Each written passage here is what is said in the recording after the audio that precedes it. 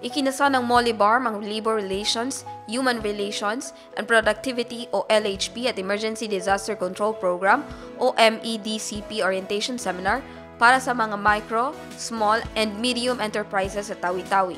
Isinagawa ang training mula May 30 hanggang May 31 sa Bungaw, Tawi-Tawi. Sa ilalim ng LHP, isinailalim sa orientation ng mga representante ng iba't ibang local establishments hinggil sa general labor standards kung saan tinalakay ang employee rights, wage rules, at working conditions.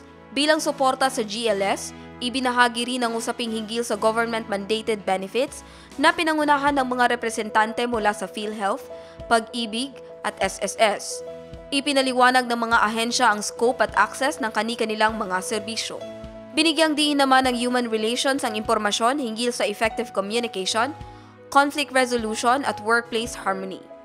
Tinalakay din ang usapin hinggil sa productivity, kabilang ang mga tools at strategies para mapahusay ang performance sa kani-kanilang mga trabaho. Jen Garcia, iMinds, Philippines.